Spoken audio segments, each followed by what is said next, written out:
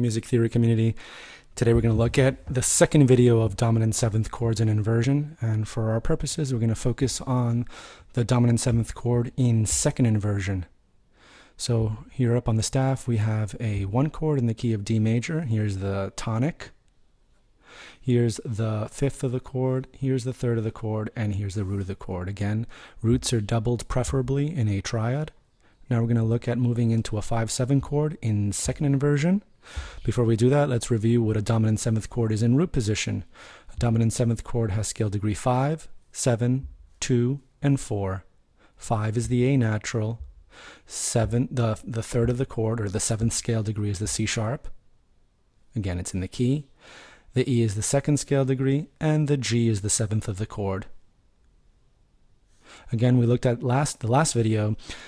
Dominant seventh in first inversion sits on the leading tone, and now a dominant seventh in second inversion sits on the fifth of the chord, which is actually the second scale degree.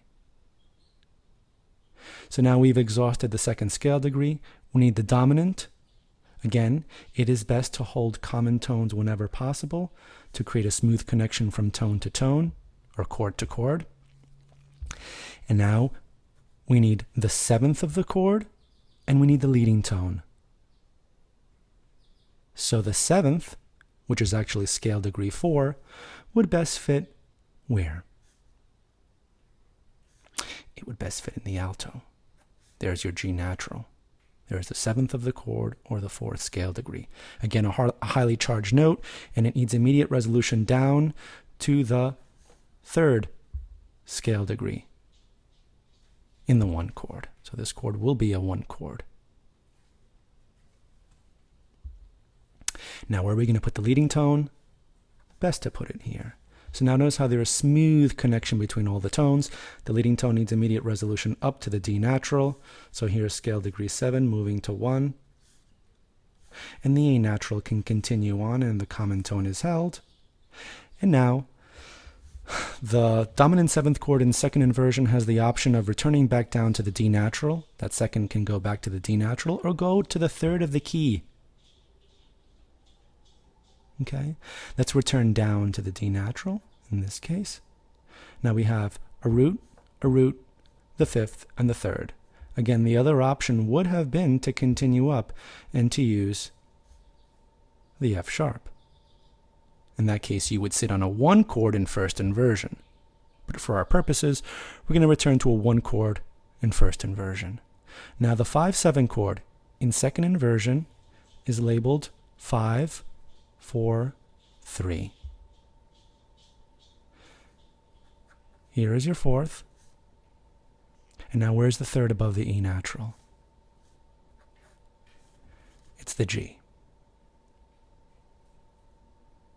Again, these Arabic numbers refer to tones above the bass note, and they define the configuration of what inversion the chord will appear in.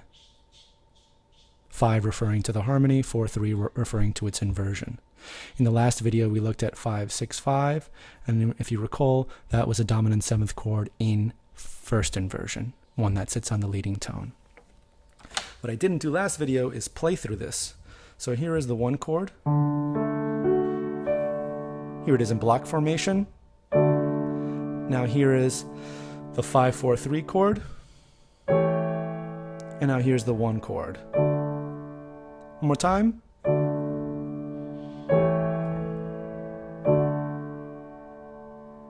In this configuration, you have the root and the leading tone in the soprano. So here's Do, T.